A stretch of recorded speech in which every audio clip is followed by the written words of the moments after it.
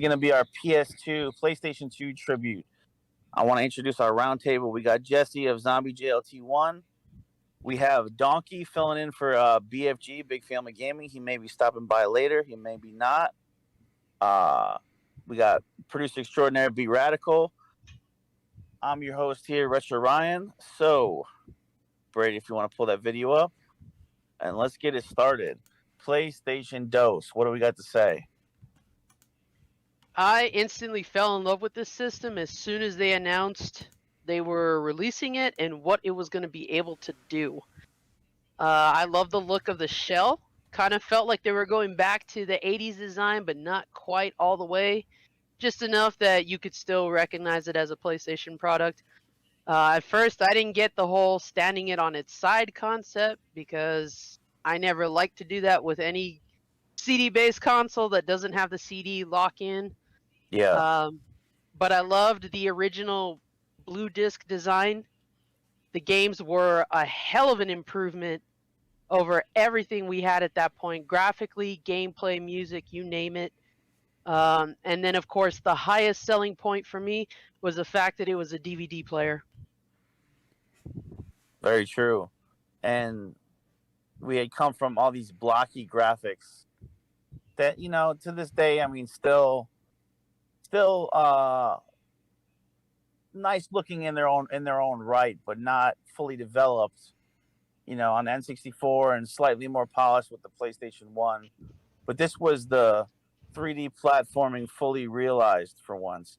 As we can see just from the footage in these games that we're playing a little A through Z footage of the whole library here, to give context to the console here. And as you can tell, there's no question about what you're looking at in the video games. You got 3D open worlds that are expansive, detailed.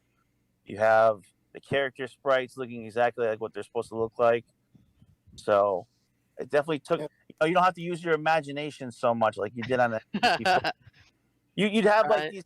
You know, it just looked when you see like an N64 game or even PS1 for that matter, it's just like kind of like where's the detail?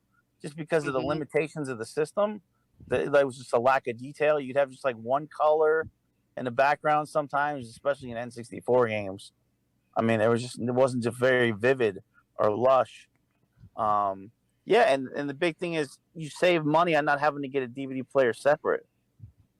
Brady, did you have a PS2? How about you, Donkey? I had the PS2 and we had dial-up, and I was one of those nerds that had to get the network adapter. And I remember playing GTA 3 online.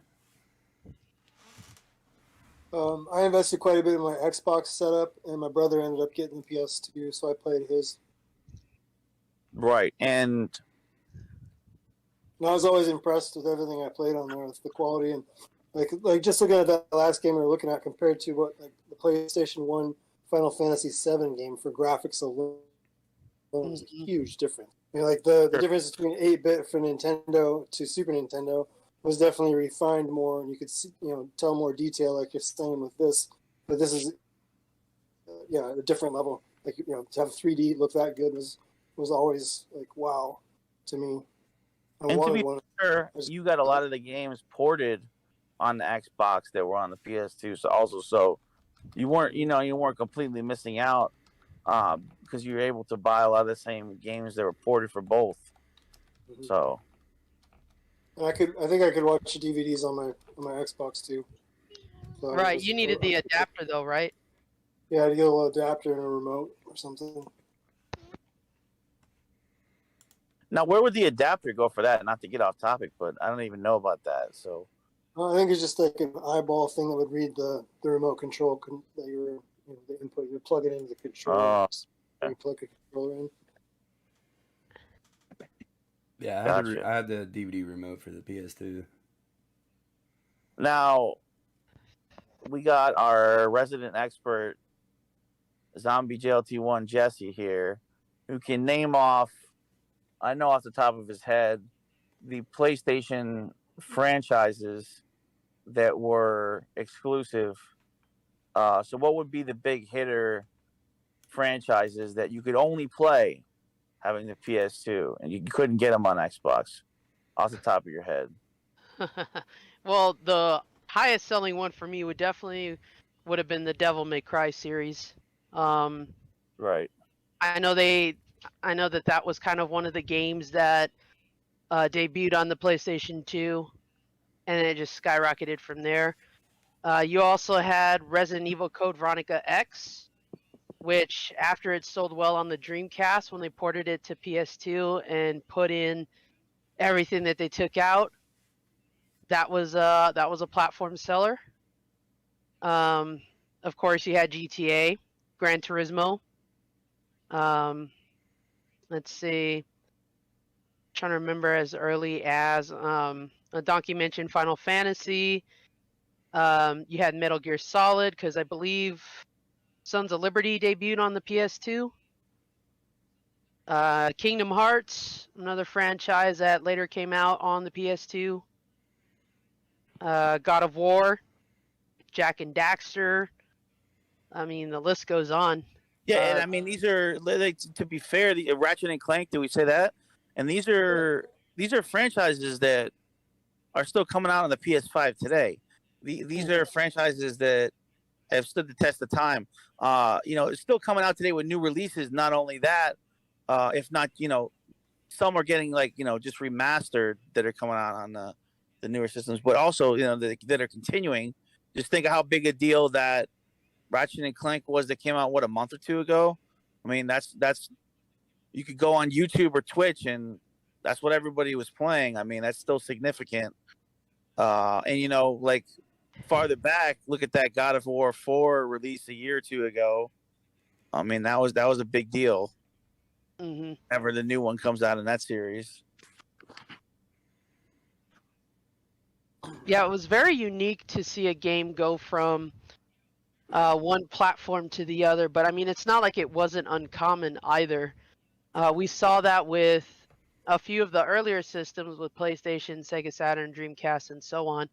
And then when it hit PlayStation 2 and Xbox, you pretty much got the same game, but it was either given a different name, like a subtext name, or might have had some slight differences, but nothing too major. I'll give you an example. Onimusha was a series that debuted on the PlayStation 2, but it also has an Xbox port, and it's called Genma Onimusha. So, just slight little differences there. I can think of a couple other games I got ported to both.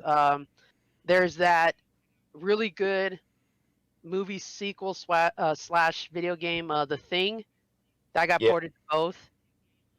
The video game adaptation of the movie The Warriors by Rockstar, that got ported to both.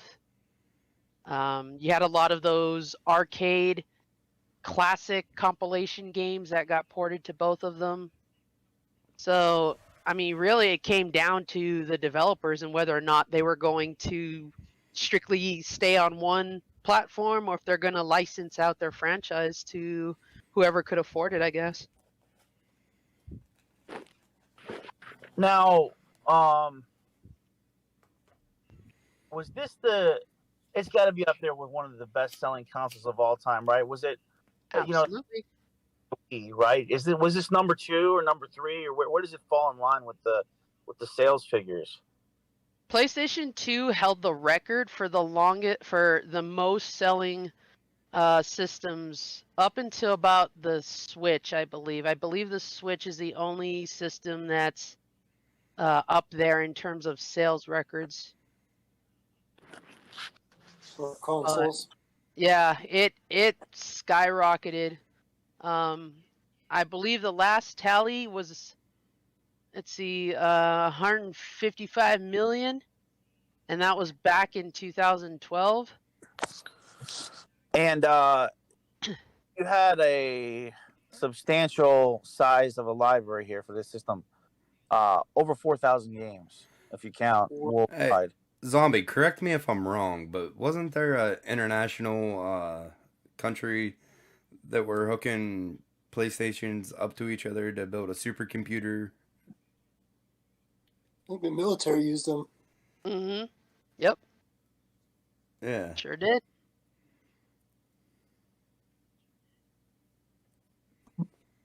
Probably to track Ashley's phone. I mean, She doesn't have that turned on.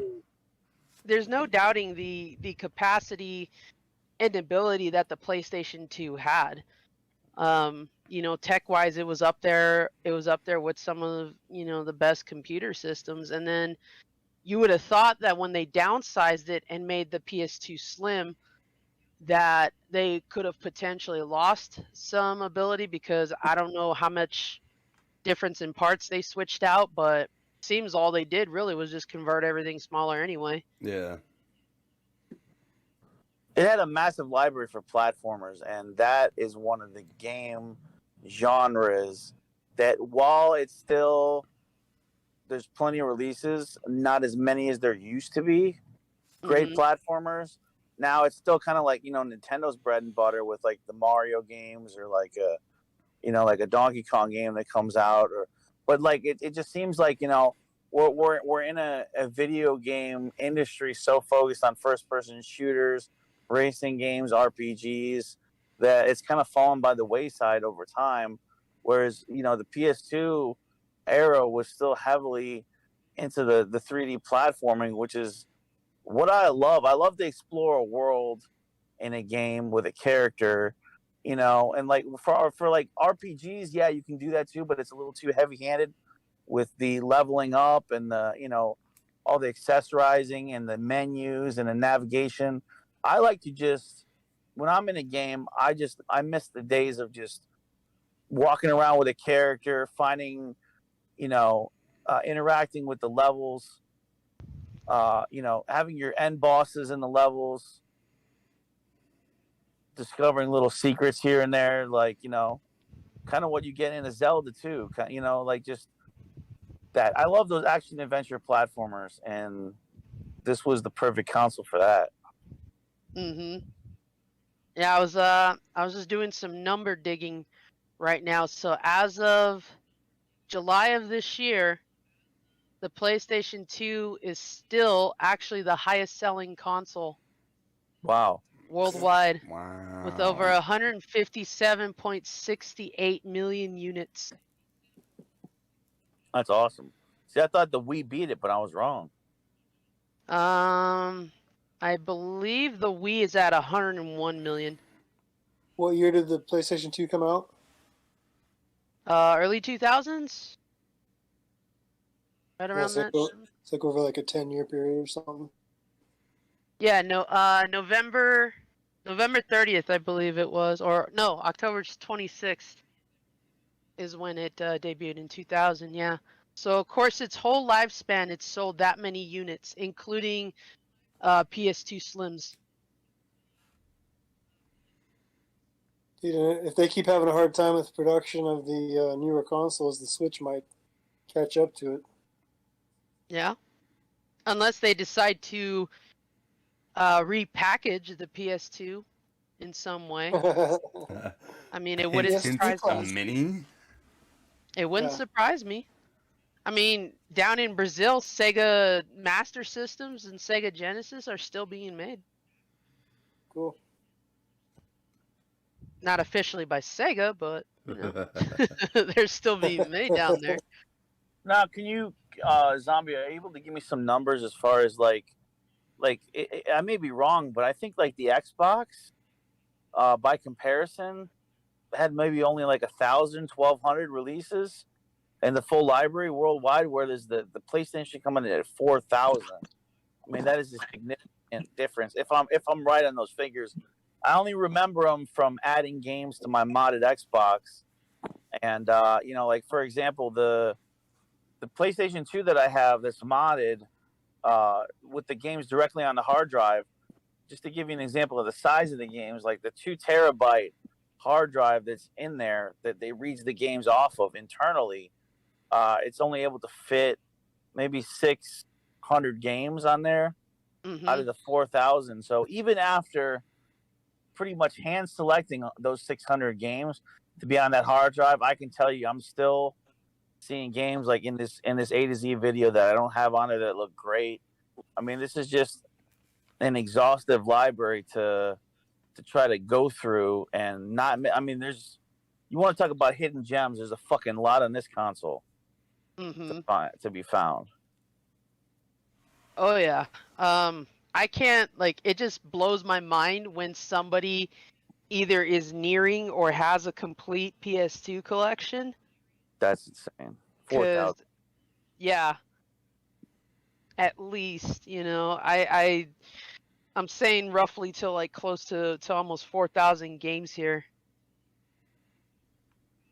And most of those have over like hundreds of thousands, maybe 1 million copies sold. So think Yeah. about that. The variation of the kinds of games you could play, from puzzle games to platformers to shooters to flying games to racers, everything under the sun. Mm-hmm. Yep. PlayStation definitely had the expanded library, and they knew what to do with it. It appealed to everybody. There was no way that not a single person could not find a game that piqued their interest. And we saw a lot of reinvention. We saw a lot of first-time emergence with some games. We saw a lot of companies get their start on PS2 and then just skyrocket from there.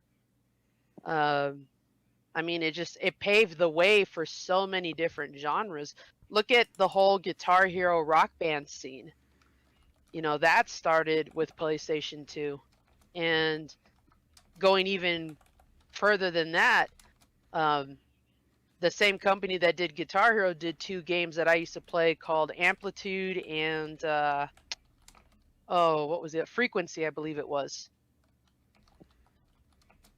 So The Burnout series, which was on ported to both consoles, but started in the PS2 Xbox era. The Burnout games were so much fun.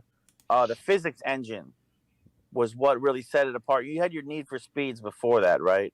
For the PC, for the PlayStation 1.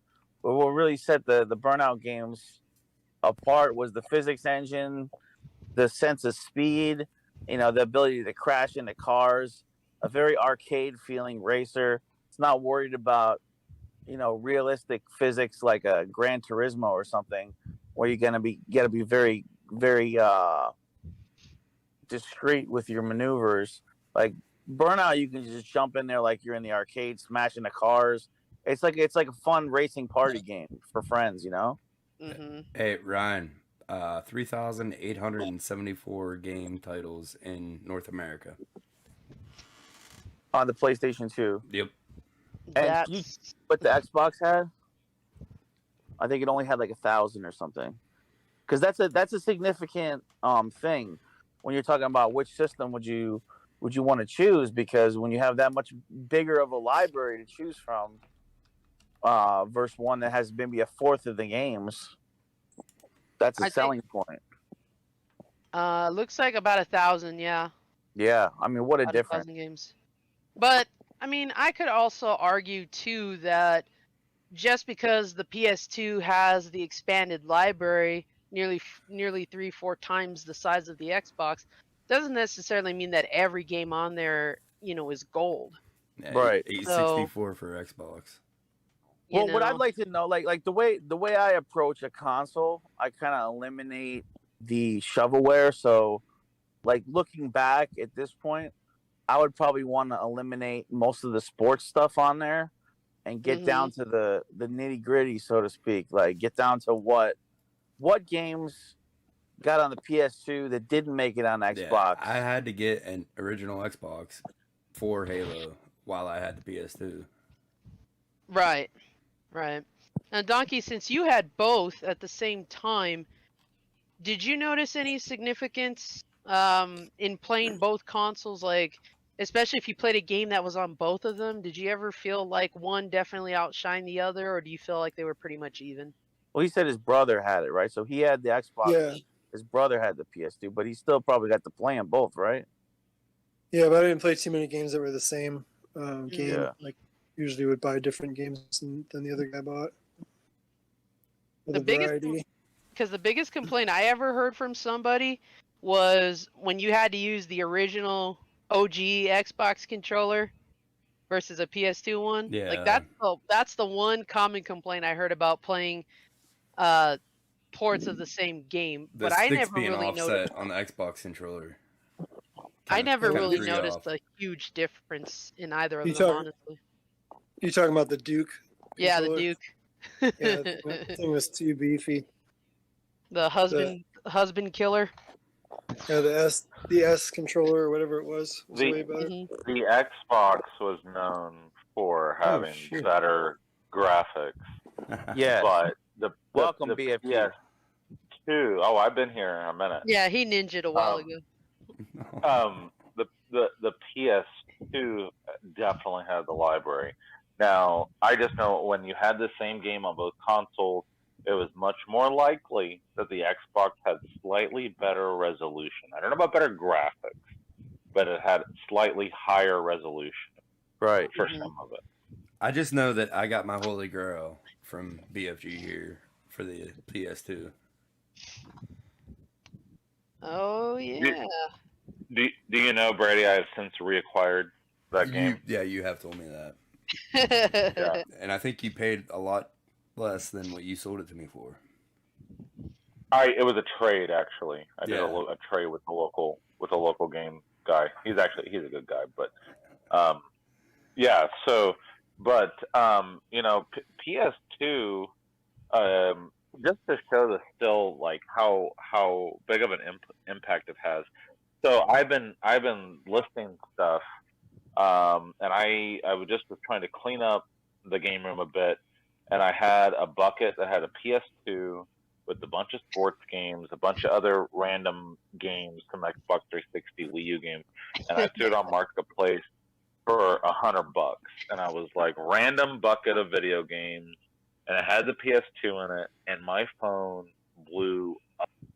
People, oh, next, I'm interested, I want to buy it, I'll come now, they were so, the PS2s are still such in high demand because of how widespread it was, and I might have missed some of this discussion earlier, but the fact that it had the DVD player got it into everybody's house. Oh yeah. That was the main first selling talking point.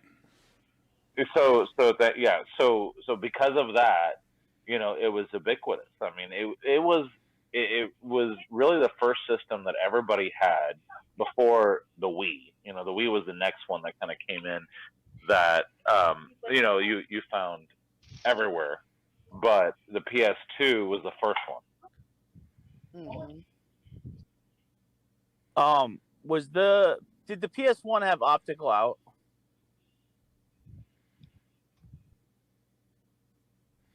I can go look. I don't think it did. Optical out was a feature of DVD players. Yeah, and because to me, that's an amazing. I mean, when you hook optical, so I can tell you that, like, I use optical out from like the 4K TV I have has like an output for that into a receiver, and the difference of that even versus high quality like Monster Cable RCA, huge difference in like the high end and the tightness of the base. It's incredible hooking up optical for me. I mean, maybe I'm a audio geek or whatever, but that difference in sound when hooked up to a home theater system, the optical is insane. I love it. So I think that that's a great feature that the PS2 has, the optical out for the sound right into a receiver for gaming and movies. So, when I had my first PS2, they had sold specialty 5.1 surround sound systems that worked. And they had them for the Xbox too, but I had one for the PS2 that had the Dolby Digital optical connection, and it was by far absolutely the best way. And the only place I could find even one of those optical audio cables was I had to go to Radio Shack and buy my own. But that was the only place I could find one. And it's like a weird technology, right? It's like a red light. looks like a laser light, and that's how it works with the optical. It's fiber optic. Yeah, it's Fiber optic. You know, Okay. it's basically fiber before it was, you know, internet technology. It just they were using it for audio at the time. I was trying to find my PS2 because I still have my original PS2 and I have the Slim. I could have sworn it had an optical out port on the back. Yeah, the PS2 does not the PS1. I think that was. Yeah, that's what I'm asking. I'm asking, did any of the PS1s? Oh, the original. Okay. I don't think the No. PS1 had optical. No, No. because again, I think optical was part of the Dolby standard that Right. came with Dolby certified DVD players, is what it was. So again, big upgrade to the system with that. It was. Now, I think the Xbox had optical audio, but not using, or digital audio using a coax cable, not using optical, not using fiber. So I think you could buy the kit that would allow you to output on Xbox. Now, and I may have missed some of this, so I'm sorry. But for me, you know, the PS2 was such a big deal. I told my family, I was like, look, I want nothing else for Christmas that year. Don't give me any other gift. I was like, all I want is a PS2. And they actually didn't end up getting me a PS2. What they did was end up getting me a bunch of gift cards to Best Buy so I could go buy my own. So you go buy it. Go buy it myself, yeah. And it was great, you know. The must-have game at the time was, of course, Grand Theft Auto 3. I remember getting suckered in shortly thereafter into the guys at GameStop telling me, oh, hey, guy, you know what the next Rockstar game coming out is? You know, it's going to be hot. Everybody's going to want it. It's State of Emergency. And that game was terrible. It was freaking awesome. But I got, you know, I pre-ordered it. I paid the full $60 price, and then, man, it bombed, and it was cheap everywhere after that. But that was that era, too, where if you didn't go to GameStop, you might not be able to find a damn game, right? Like, 'cause we're spoiled today, right? You can go to fucking Target, go to Walmart, go to fucking Best Buy, go to well, maybe Best Buy would have been around then, but like, you know what I mean? But, like, I think it was a little bit harder to find games then. Definitely. Yeah, So I think even Electronics Boutique was still around in the mall. Yeah. So you had Electronics Boutique, you had Best Buy, and you had GameStop. And yeah, I mean, and that was kind of the transition period when the Electronics Boutique, EB Games were turning into GameStops. GameStop was slowly taking over all those locations, right? Right. And so, but you know, there was no other time like it. I'm sorry, you know, the PS2 ate the GameCube's lunch. It destroyed Xbox on as far as we already discussed on, you know, amount of games on the library. You know, Xbox gave it a valiant effort. It completely killed the Dreamcast. Right? I can tell you, Chris, I can tell you just going through hand-picking the games for the modded Xbox, I went through and hand-picked the games, and I was done in a day or two picking the games I want on there. PS2, it would be an exhausting search. I'm still not done with it. I'm still picking games out that I need to try. Because there's that many fucking games. And you know, now in this sort of market, now fast forward to today, I am more apt to actually pick up a game on Xbox over PlayStation if it came out on both, only for the fact that it's usually cheaper. Usually the Xbox version is a little cheaper than the PS2 version. So if I can save a few bucks and get basically the same game, I'll pick it up on Xbox. Although I prefer PS2. I don't even have an Xbox hooked up, but I have 2 PS2s hooked up in the home. Am I wrong in remembering too that as long as you had the network adapter and an internet connection, you could play online for free? There was no monthly service back then. That's correct. Yeah. Yep. And I played the hell out of SOCOM, the first SOCOM. Oh, that's another one I always play too. Yeah, and I loved it because SOCOM actually came with a headset, a USB Yes, Logitech I remember headset that. that you Yep. plugged into your PlayStation 2, and you had voice chat. You know, it was the dawn of broadband in most people's houses, Yep. right?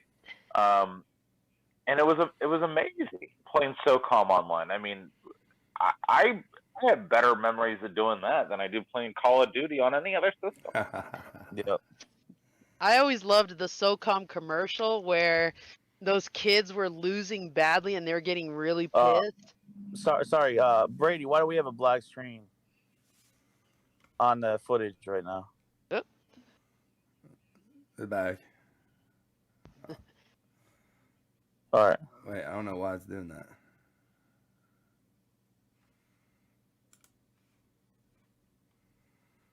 No, what the hell? What the?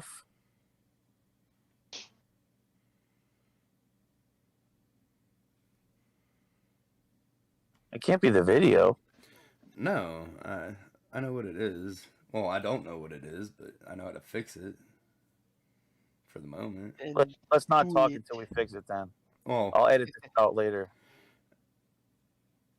no, as soon as I take my mouse from over top of the bottom or where it is, yeah, I don't know. Tweet. And you know, those PS2 commercials was the start of what eventually kind of led into the PS3 being hilarious on their commercials. But the PS2 commercials, I'm thinking especially to like the Crash Bandicoot, you know, ones in the PS2 area. They still have PS1, but I mean, they really hit their stride in the PS2 area. Yeah, going after Nintendo and Yeah, Crash out there with the megaphone. Yeah. Yeah, he was just standing out there yelling. I mean, it was great. I mean, you didn't see anything else like it, right? I mean, I don't know. I don't know if it was just a simpler time or what, but it was great. Speaking of commercials, though, I remember how many times they aired the Vice City commercial with the Flock of Seagulls song. Yes. And that song just skyrocketing in popularity again. Because a lot of people had never heard it prior to that game. And I'm like, you gotta be kidding me. But who am I to judge? I had the strategy guide for Vice City. And they had the Easter egg of Scarface's motel room where the chainsaw scene happened. And that Zombie, were you talking about the commercial for SOCOM where those kids are getting their butts kicked and then they, like, on the other end, they're playing online against some actual soldiers or something? Yes. Yeah. And they're just laughing, having a good old time. Yeah, they've got like, they have like the camo paint on their face and stuff. They're all geared up. Uh-huh. Yeah, that's funny. Now, Vice City, you know, I that's probably might have been even a year ago. I did some streams of Vice City on Instagram, and I thought that would be safe and I wouldn't get a copyright strike because of the music, right? You know, you start streaming that shit on YouTube, you're gonna get taken. Those videos are coming down. But even on Instagram, they said your video is no longer able to be watched due to copyright claims, blah blah blah. And well, what I thought was interesting as far as Instagram goes, they gave me an option to dispute it. And all I did is I responded. I said this is streamed under fair use with no monetary compensation. Please restore my video. And you know what they did? Instagram put the video back up with the full audio. Wow. I was surprised. Again, that's literally all I said. I said was like 3 sentences. It was fair use, no monetary compensation. There's no ads, nothing like that. I'm not getting paid for this. Put my video up, and they did. Mm-hmm. And I don't know if that's just because it was all automated, and nobody responded. Maybe people just don't even, fight it anymore. But I was really surprised that happened. ATV Off-Road Fury, that was a good ass game. I have that one not for resale. I have the not for resale version. I think Nice. I had that one. And Smuggler's Run was also a good one too. That's not gonna come for a while. I'm pushing in my personal library. I'm pushing around 175 PS2 games. But apparently that ain't shit out of 3,000. Yeah. There are guys on YouTube that have the complete North American collection. Oh, that's ridiculous.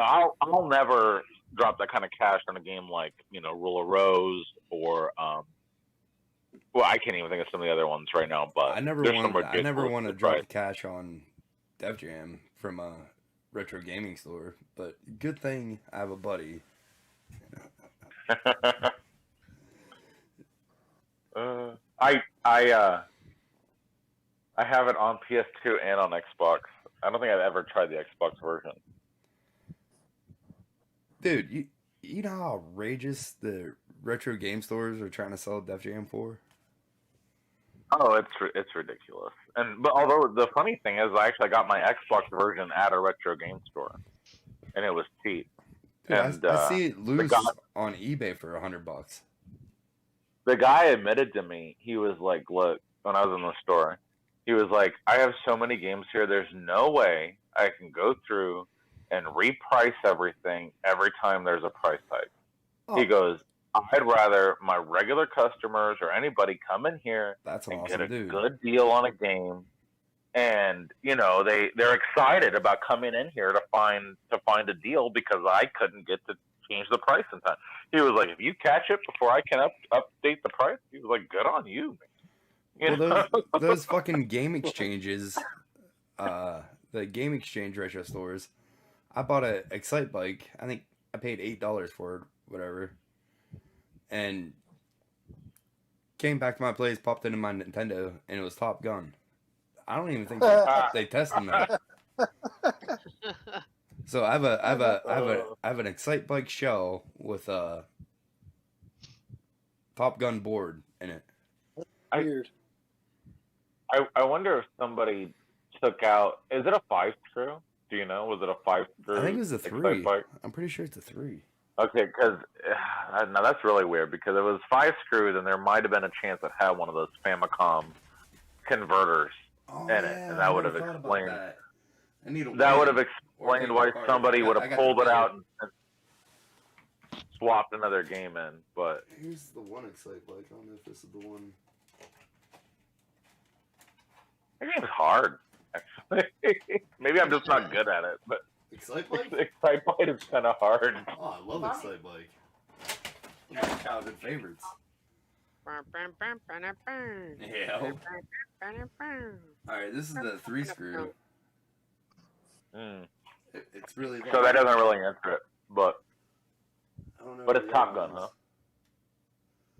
No, I don't know where the other one is.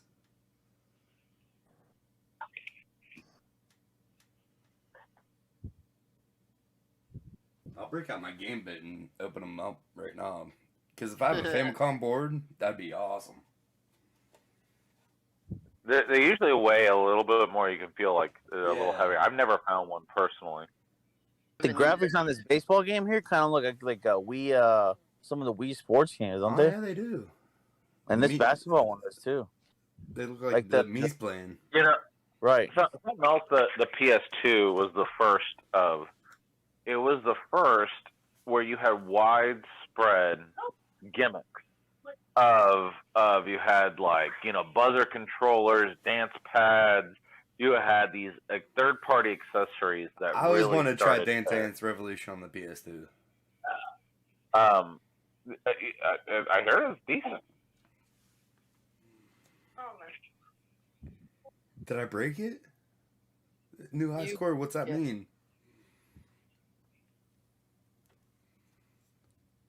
You broke it. You guys didn't get the reference? Grandma's Boy? Oh, I got it. Okay.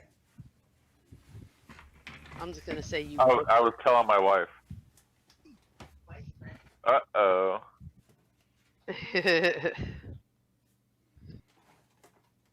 How did they see me? They heard you be mean to me? My robot legs. Zombie, maybe you're the person to ask for this. Like, these Japanese games with the text, like, are they, like, all story-based, like, point and click? Like, what are some of those? Like, most of those that I see.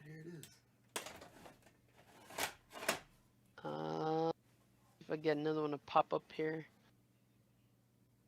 Ah, there we go. Most of these are RPGs. Some are action games with the RPG element spliced in there, but mostly you're playing games like to have this format like Phoenix Wright, Attorney at Law, Trauma Center, more of like interactive RPG based games rather than your basic 3D World Explorer beat 'em up. Right. And unfortunately, we didn't get a lot of these early ones in North America that really came into popularity as the years went on, or the buying of international releases started happening, which sucks because you figure with such a big library, maybe that's why PlayStation felt they didn't need to port it over or what have you, but we actually missed out on quite a few games that never got past the PAL or Japanese formats.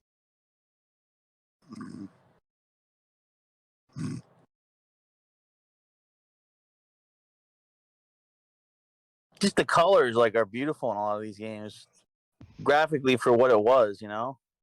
For a system that most of these games are 16 years old at this point. Yeah, and yet they still look like they hold their own. They hold the test of time. And they've remastered quite a few of them and put them on like the PS4, haven't they? Mm-hmm. They did, and I call it a money grab. Well, True. I never had a PS2, so I'm happy to be able to still play those old games that people liked on the PS4. But we don't need to play them in 4K. I'm sorry. Let's just throw it back on the PS2 and play them. Download the shitty graphic version. No, I'm teasing, but I am opening up. I mean, NES cartridges. Some of those games did huge. I mean, like thinking of like Shadow of Colossus, right? Like that game did really well on the remaster on the PS4. Mm-hmm. Is The Last Guardian another one? I believe so. Yeah, I think the one you mentioned is the one I was thinking of, though. Shadow of the Colossus, that game. And that's definitely on my backlog. And I can't decide if I was to play it, do I play it on the PS2 on the CRT, or do I go with the HD remaster? I don't know. It's kind of a tough call. I guess it depends on whether or not you are in it for nostalgia or updated look. I just want to check out that game. That game looks badass. Looks like a freaking awesome game. Mm-hmm. But it looked like an awesome game on the PS2, right? It wasn't the updated graphics that pulled me into it. It was the gameplay that looked great. Even back in the PS2 days, I just have never gotten around to playing it.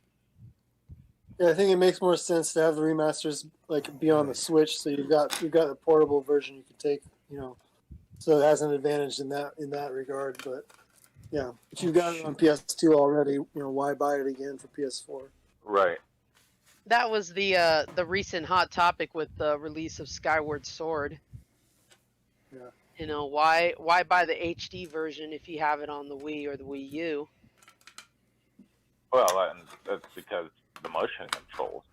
We're way off topic here, but that's why I bought it on the Switch, even though I had a Wii copy, is because I want to play it without having to deal with the motion controls. Yeah, same here. Which, now, to play the other side of the fence, right? Well, that game was designed to take advantage of the Wii's motion controls and for you to experience the Wii at its fullest with its, Right. like that's the argument, but I don't really care. I'd rather not. Yeah, if it was shitty and frustrating anyway, why bother? Mm-hmm. And that's why I was trying to think of moments where you had games that were cross-platform. Where was there a highly noted significance in controller playability on one console versus the other? I haven't really done an in-depth analysis on games that were cross-platform in quite a while, but I remember when I was living with past roommates, one of them was more Xbox oriented, where I was more PlayStation oriented, and we would try to see if there was a difference really in terms of games that went on both consoles. I feel when they would bring them to both consoles, they did a really good job about mapping the controls appropriately for each console. Mm-hmm. So I can't think of anything off the top of my head that would fall into either of those camps. But your question does make me ponder a bit when I think about games that were cross-platform. And there's one game in particular, and I'm sure there's others, that's coming to mind, and that's Ghostbusters. Yes. Ghostbusters was released in 2009 for the PS2, the Wii, the PS3, the Xbox 360, and there might have even been a PC release. I'm sure there was. At the time. Yeah. But how crazy to think of that it was across all those platforms. Now, and the Nintendo DS, let's not forget, and the PSP. Yep. Mm-hmm. You had that game released across all those platforms. But the only other time that you saw a game like that would be like that was like a Madden game. The Wii and the PS2 version are a little bit closer to each other, along with the PSP and the DS. Those kind of fall on one side of the camp, and then you've got the 360 and the PS3 and the higher end, right? Like the quote unquote proper version. And of course, they re-released it on all consoles, just a couple of years ago, and it looks great on the remaster. Mm-hmm. I have it on the Switch. I do. It's an amazing game. It's technically the third Ghostbusters movie. But, yes, it is. Zombie, I sent you a picture. And I replied, "Good sir." Oh, you did? Yep. No, but yeah, so I mean, just thinking about it, I mean, what a time, right? That era where you were having games released, across all those platforms, and PS2 was still in the contention, right? Oh, go ahead. I was gonna say I think games were released for the PS2 until 2011. I might be wrong, but I think 2011, 2012. What was the seller for me though when it came to the Ghostbusters game? The Wii port. Was it using the motion controls on the Wii as your was that what it was? I don't. I have a copy on the Wii, but it's sealed. I've never opened it. So it was the motion controls, and it was also the fact that it was 2-player. Ooh, interesting. Did you use the nunchuck thing too? Oh yeah. It was like I had my own proton pack again. Yeah, gives you an immersive experience there.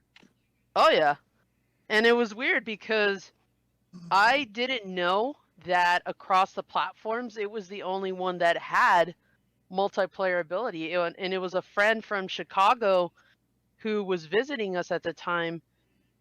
She had it, and she said, "Yeah, this the Wii version can have 2 players on it." And I was like, "You got to be kidding me! I thought they all were 2-player."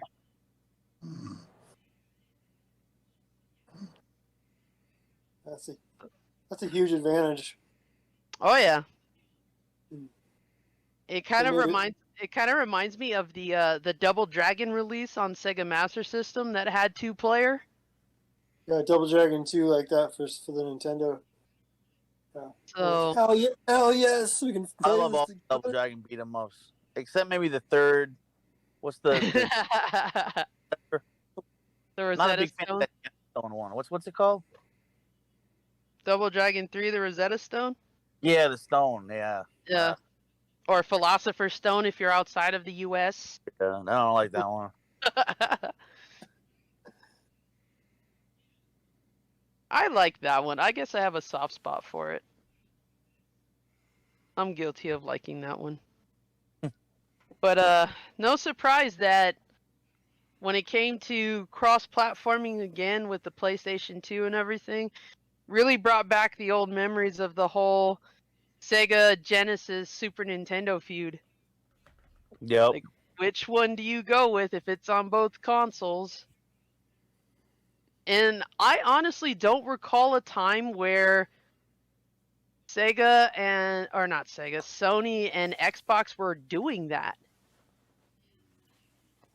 Does anybody remember any kind of like taking jabs at each other in the same there's way? really as the no old... beef. No, there wasn't. They were just kind of like, well, you're old enough and mature enough to make your own damn decision. Not wrong. Did because the Xbox was a Microsoft product, did it have a better internet code by any chance for online play versus the PlayStation? Is there any advantage that way? No. I don't think so. No. From my experiences, I noticed better online player capability on the Xbox than I did the PS2. There's also Microsoft. Well, and let me say why. Because, and the reason for that, the reason you had a slightly better experience is because it was the first iteration of Xbox Live. And it was the first iteration of them charging you for connectivity. And for that, they wanted to give you some additional features, which you had, a little bit better, you had more servers, you had voice chat capabilities, those sorts of things.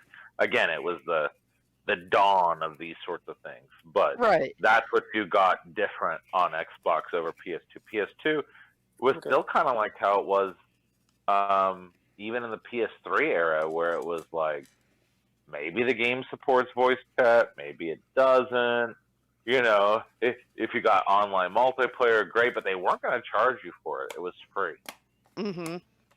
Yeah, and I tried connecting to online play with my original PS2. I got it to work a couple times, and this is when I was in college, so I was living in the dorm and all that. Dude, there's still people that say you can get on it. There's certain servers.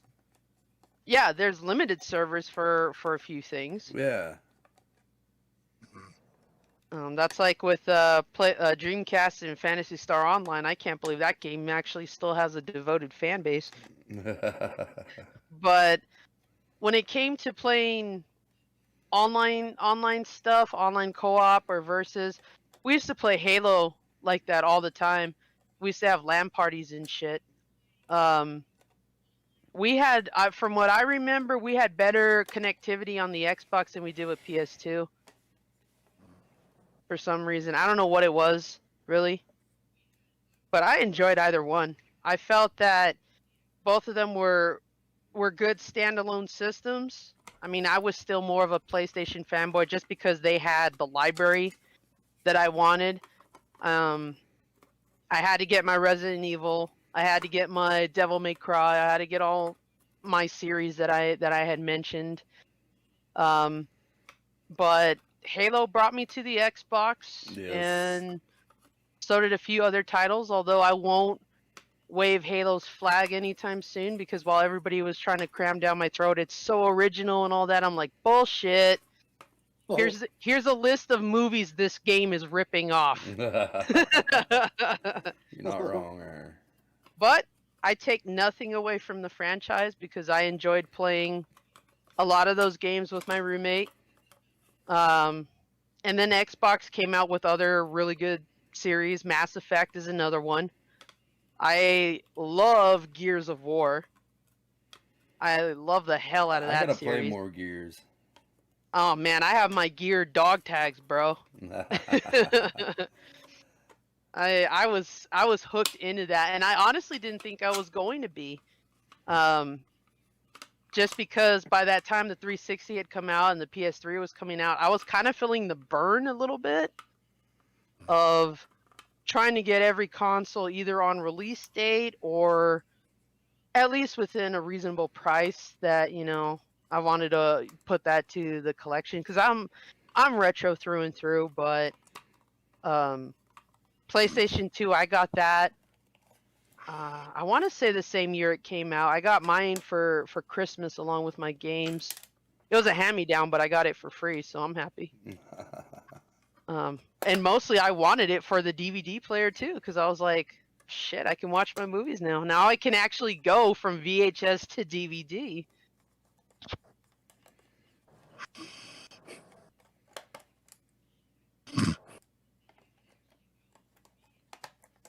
Now, because I'm a nerd, I had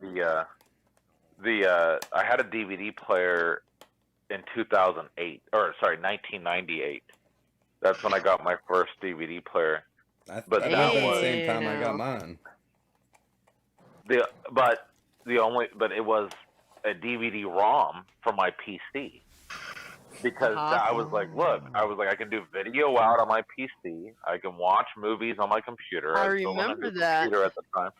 And so I was like, hey, this is the perfect solution. So when the PS2 came out, I was like, well, this is the perfect thing. I already have a small DVD library, you know, from having a DVD player for a couple years. And now I can play the latest games and have, you know, DVD capability. It was a win-win all around. It was great. BFG Okay, would have I'm been gonna- like I'm gonna- Christian Bale in American Psycho with all the up-to-date technology. I'm gonna go watch the DVD on my PS2 tonight, Wow. just because I can. All right. If you do that, I'm gonna watch a Blu-ray on my Xbox One. I'm gonna watch a Blu-ray on the PS4. I don't have a PS4. I'm gonna go watch a beta on my NES. Oh, there we go. Yeah. I'm gonna go watch Shrek on the Game Boy Advance. Oh, you must have the Game Boy Advance movie carts.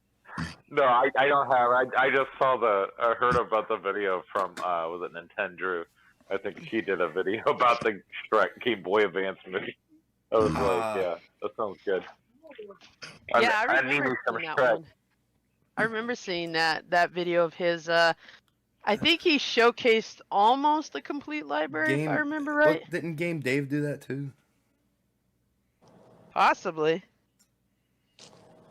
I just remember seeing Nintendo's video.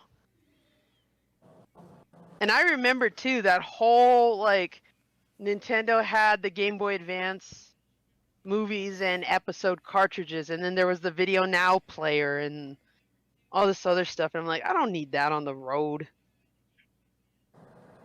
But if you think about it, I mean, this is the point here, and that is, you know, this was in that little gap period before you had portable DVD players everywhere.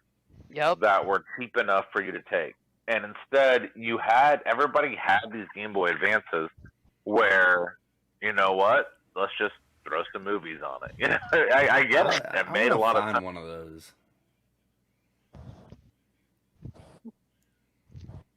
They were a bit choosy about their franchises, though, like what they put on them. Yeah, they're So like Fairly Odd Parents and SpongeBob and Nickelodeon shit. Could you play Tekkens on Xbox? I don't think you could you? Tekken on the Xbox. I believe Tekken has mostly been PlayStation. It might still be. I don't remember. Because Tekken debuted on the original PlayStation. But I think Tekken 7 might be the one that they put on Xbox One. And... Now, the fact that you had to buy that separate kit, the DVD remote and dongle for the damn Xbox, was nothing that pissed me off about Xbox. I back had in that the day. too. Yeah. Whereas PS2, it was built right in. The only thing you needed to buy was the remote if you wanted it. I couldn't believe that the GameCube and the Wii, like neither one of those had a DVD player for some reason. Like they're disc machines. I totally expected it. I was like, what the hell are they thinking? GameCube had them little discs though. The GameCube could have had a DVD player. Could have. I'm trying to remember what they actually called that model, but there is a version of the GameCube that right in the middle was a DVD drive. Right. The Panasonic Over Q. that Chrome. Yeah, one. that's the one. The That's the Panasonic Q. Yeah. Yeah. Very Like shiny. the PS2, like compared to a DVD player at the time, was only like $50 or $100 more or something, wasn't it? It's like for an extra $50, you get a video game machine that plays DVDs. Like that was, it's like stupid math not to buy it. Yeah, pretty much. And I think that is what gave it the edge over the competition, because PlayStation 2 was it was modeled in a way that is similar to what the NES did when it called itself the Nintendo Entertainment System. Rather than it just being a video game console, it labeled itself an entertainment system, and that's kind of what the PS2 was, because you had more than just video games on it. Music, CDs, DVDs, DVD-ROM. yeah, and everybody you could play DVD-Rs, all that. Yeah, I remember. You could watch Netflix on it. Yep, that's true. But then you could do that with Xbox, couldn't you? Didn't they get Eventually, no, I don't think Xbox ever did. We did. We in the PS3, and but I know there was a very limited PS2 release of it, but I don't think there was ever an Xbox one. Yeah, I lived out in the country, so like we had such bad internet service for so long, I didn't even bother trying until like I got the Nintendo Switch, and it finally got reception out there. But yeah, it's crazy. Right before we moved, we got fiber optic also, which was disappointing. Now I'm on like Wi-Fi through the air only. Yeah, I couldn't believe the all-around versatility that the PS2 had, and it's kind of the reason why I'm glad I got that system first, because it opened the floodgate for me to do just more with it. I was, in college, I didn't have an actual computer until college. I didn't have a really good one. Let alone had one that eventually came with a CD drive. So as I upgraded, I had roommates that were all like PC gamers. My neighbors were PC gamers, and I'm like, I know you like your consoles, but PC's the way to go because PCs can do so much more. And I was just like, yeah, but can you play my favorite movies and games on it? And I remember a roommate trying to convince me, oh, well, I just got to get as a DVD plug-in for my computer and it'll do it. It'll do it better. And half the time it would crap out anyway. So I think the The downside to getting the PlayStation 2 when I did was it's an original model. So it works, but it has the slow tray staggering as it's open, like it's struggling just to push itself out. And still got a bit of a slow load time, but I'm glad the thing is still working after about 20 years. Man, they are so solid, and 20 minutes, a little grease, a little Q-tip on the lens, you're gonna fix that thing right up. It'll be nice and smooth. The tray again, and then then if you clean the lens up, you'll get faster load times. Mhm. So, and kind of in wrapping up, it's a great system to get for value in your games. So, like, you can find a lot of cheap titles for the PlayStation 2, just like you can on the Xbox. Still, $3 to $5 titles are all over the place on the library. Oh yeah. And they're usually some decent games. You're gonna get a lot of play hours out of your $5. Let me tell you. Right. Well, I think that's gonna do it, guys. This has been for Mega Nerdcast, episode 16. Thank you for our viewers joining us for our PlayStation 2 tribute. I want to go around the table and thank Zombie, JLT1, Jesse, Chris coming in clutch towards the middle. Gaming. I want to thank Donkey for helping us fill in too. Aluma Donkey. My pleasure. Radical. I've been your host, RetroRyan. Tune in the next week for our next Nerdcast. Thank you. Thank you, everyone.